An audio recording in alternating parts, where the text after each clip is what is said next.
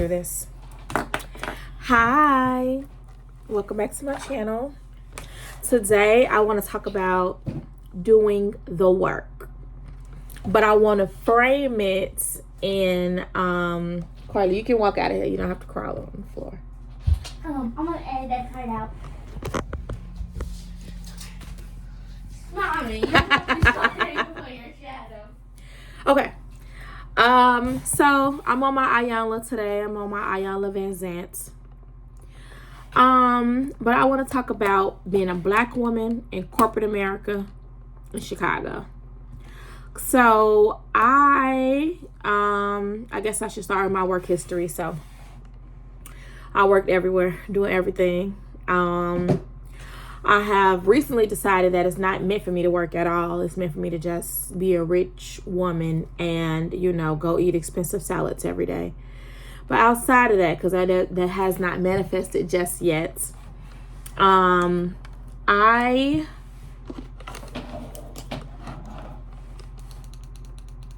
that's great. This is ridiculous. I started working when I was 14. I'm 32. I've been working ever since. As a matter of fact, I did have like 3 to 4 years off when I had my daughters. I was a stay-at-home mom for a few years. But I worked at McDonald's in high school. I worked at Forever 21 in high school. I worked at a law firm as a file clerk in high school. I worked at Forever 21 a little bit after high school. In college, I worked at this catering company on campus. I also worked at a telemarketing center on campus, calling people to ask them to donate to the alumni fund, basically fundraising or whatever. And that was the highest paying job on campus at $14 an hour.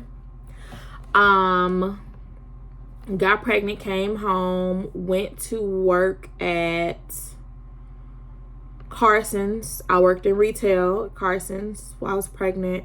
Had my baby. I went back to school. I got my associate's degree. My baby was born. So when I wasn't working, I was in school. I'll put it like that because I had Kyra in September 2008. I enrolled in junior college in the spring of 2009. So that would have been like January.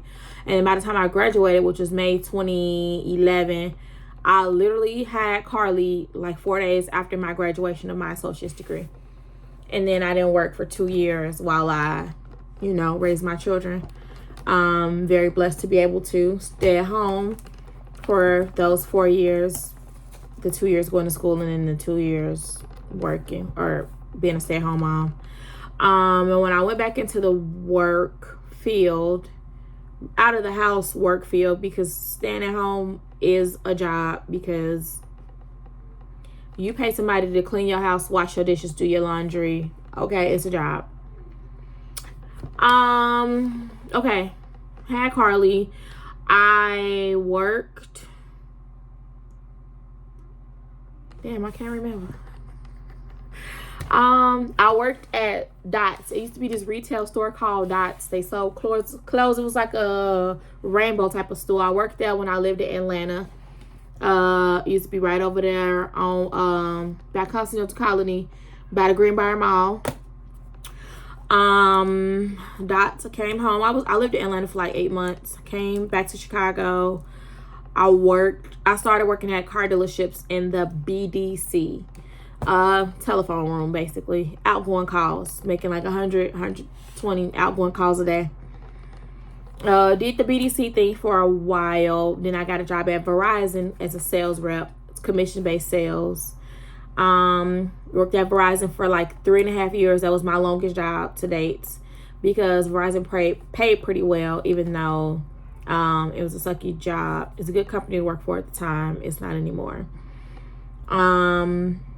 Verizon, I was laid off from Verizon because my position was phased out. And then I got a job at the CTA. So I was a bus driver for a year and a half. They called me to say, congratulations, you're going to go from being part-time to full-time. And I said, I quit. So I left CTA, and then I started working at a company called Cision, customer service, downtown Chicago, customer service, incoming calls, answering the phone, telling people how to use our platform. It was an okay job, but you know how entitled clientele is with not well paid customer service reps, high turnover rate, whatever. I quit. Started working at McDonald's as a telecommunications coordinator. So McDonald's believes strongly in vendors and contractors and outsourcing as much as they can. So I didn't exactly work at McDonald's. I didn't work for McDonald's, but I worked at McDonald's. Like literally when I went to work every day, I went to McDonald's headquarters in the West Loop. That's where I performed my job daily, but I was not a McDonald's employee, if that makes sense. So there I was telecom, ordering cell phones, troubleshooting cell phones. I did a little bit of junior project management as far as any issues that would arise, root cause analysis, just learning their proprietary system and staying on top of any tickets that may arise, things like that. Fast forward to today, I work at an office furniture company that I'm not going to tell you the name of because I work there. Long story short, when I got out of retail, and with Verizon, CTA, 97% black. Everybody at the top is not black, but everybody at the bottom is black. Everybody. Well, minority, because there's a few, Latino people here and there. But once I left the CTA, the past 3 years-ish, I've been in corporate America. What did you know? Like the office jobs, downtown, whatever. I have been mostly the only black person. And it's weird. It's uncomfortable. I hate it. I never feel comfortable to speak up. I guess I have some kind of nervous condition that I like self-diagnose myself with, which is that like I get tongue-tied when I'm nervous. So like they'll always defer to me. Does anybody have any questions?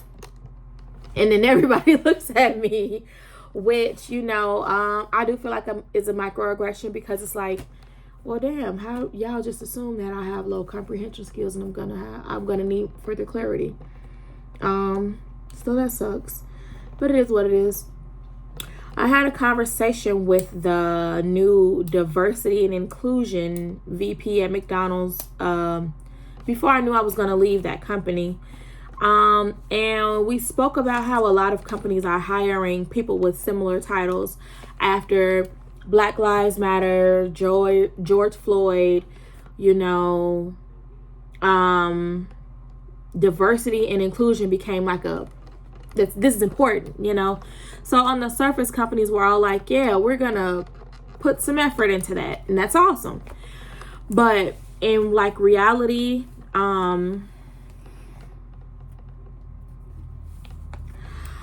you will see that in almost every Fortune whatever company, the higher up the chain you go, the more white it gets and the more male it gets.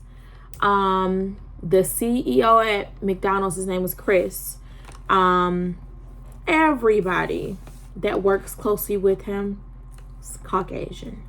He is Caucasian.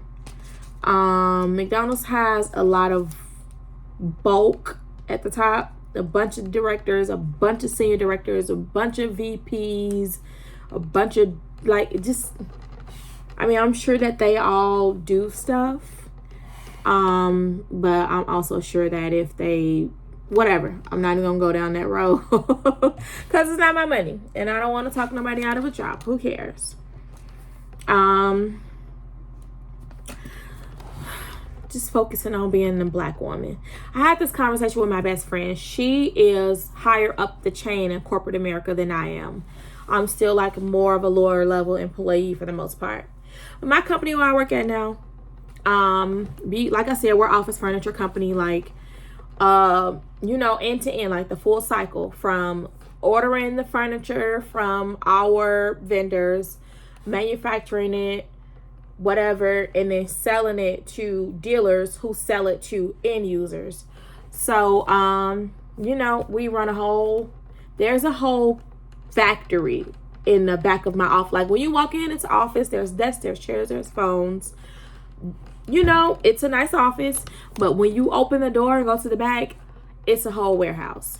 So I think there's two black guys that work in the warehouse out of the maybe 100 guys that work back there. It's, you know, all men. At least I've never seen a woman back there, and I've been there for 3 months. But it's warehouse work, so, you know, I don't expect women to be tearing down the door to come in, you know, build chairs and stuff, whatever. But at my office, like I said, there's two black guys that work in the back that are a couple of the warehouse employees. I am the only black person that sits in on meetings, and I'm the only me.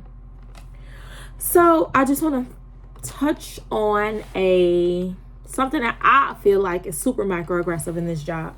So there's a woman that has been there for a while, and she's very good at her job. I've never tried to take that from her. She's knowledgeable.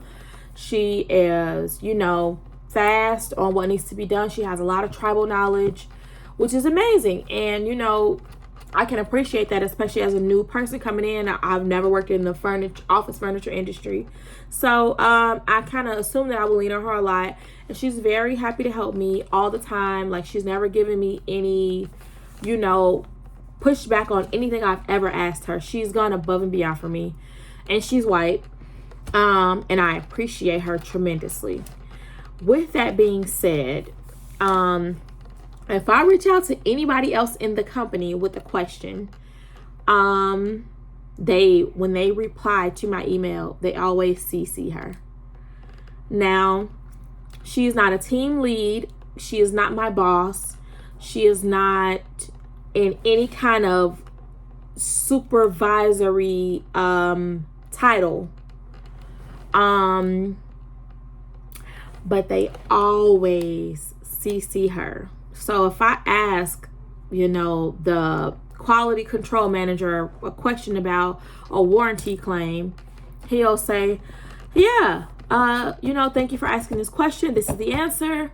Let me know if you need anything else. And in that reply, he CCs her. So I don't like that, because if I wanted her to answer the question or give me feedback, I would have asked her. She sits right across from me, and we have the same job title. And like I touched on this with my manager, who is also a white man.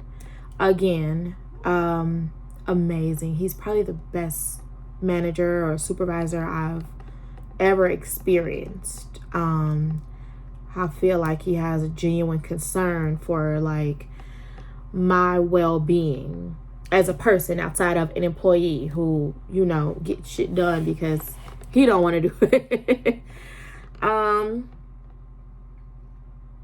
Yeah, my boss is amazing. He's awesome.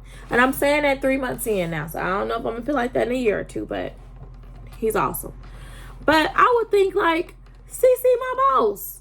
Now that I would not feel a way about, because I would love for him to double back to it and say, you know, I saw you ask, you know, whoever that question.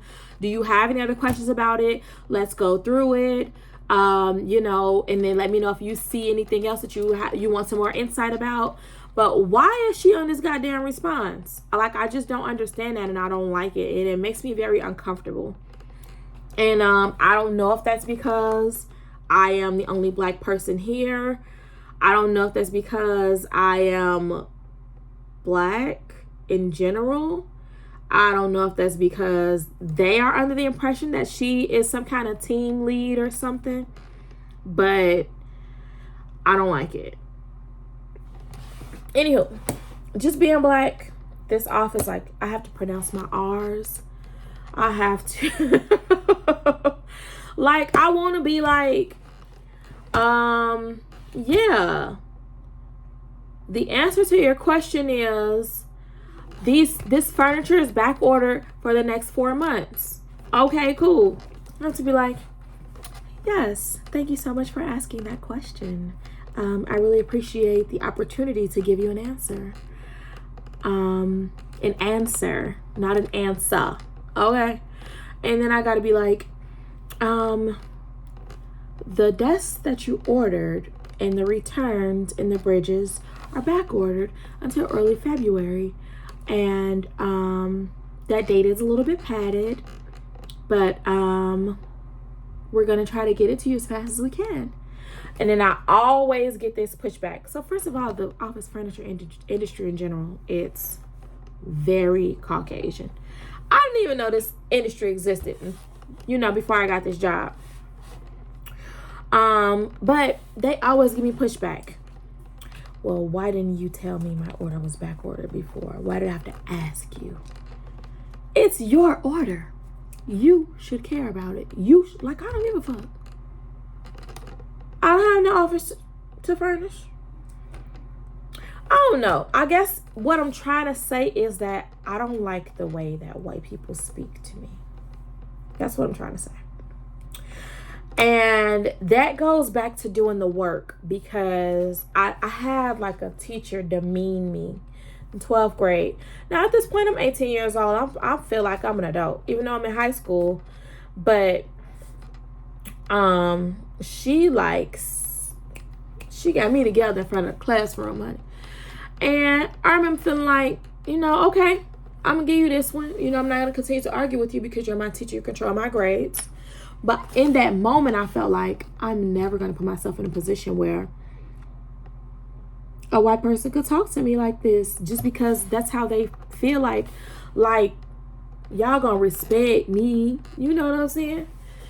But I don't like the way they speak to me.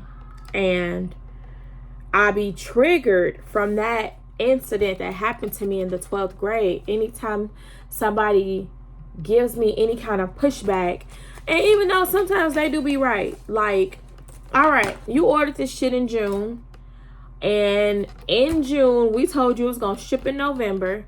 Now November's here, and it's actually gonna ship in January. Now I should have known that 3 weeks ago, but I dropped the ball. I didn't notice. I didn't check in on your order because it's not important to me, because I have 100 other orders that I'm tracking and pasting and whatever.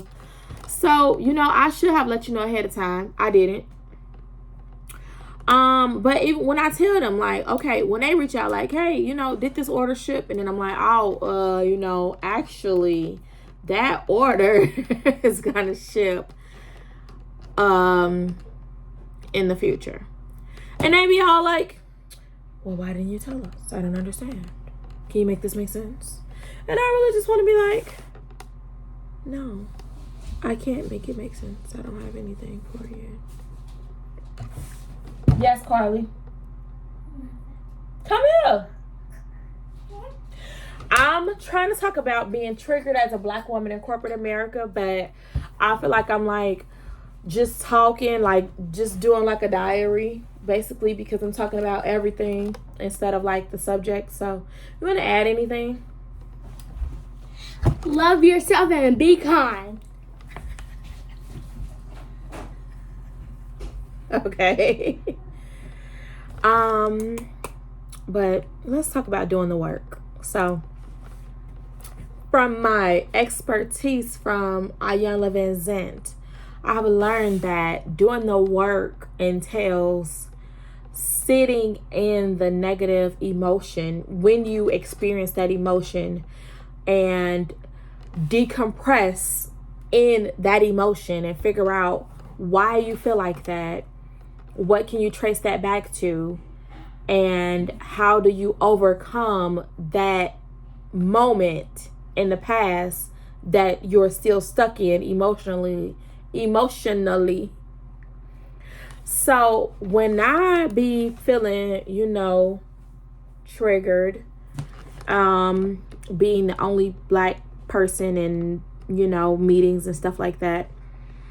I'm trying to learn how to get rid of the emotions from my 12th grade self, feeling demeaned and feeling less than and feeling powerless, and walk in the fact that I do know my shit. I do know what I'm talking about. I have very high comprehension skills. I'm very intelligent. I do learn quickly. I don't have to learn the same things over and over. And just like walk in that, embrace that, and know it. And I'm not exactly where I want to be with that, because like I said, I still I become that powerless child again that don't want to talk back to the teacher. And it's like, this is a professional environment. Like, there is no teacher. There are no little I's and big U's, or whatever the phrase is. So thank you for watching. Look forward to feedback in the comments about maybe experiences you have had as a black woman in corporate America. Feelings of inadequacy, I guess, even though you know that you are adequate. Like, literally, I know that I am more adequate than a lot of my peers a lot of the time, but I don't be want to let my light shine, and I don't know why. So I feel like in a year, maybe 6 months or something, I'm gonna revisit this topic, and I'm gonna continue to work on myself in the meantime, and then I'm gonna be able to say, like, this is how I did my work, and this is how you can do yours. So let's chop it up down below. Let's talk about past trauma, being triggered, being black in corporate America, office jobs in general, any setting where you are the only you there, and how you feel in that space. Thank you.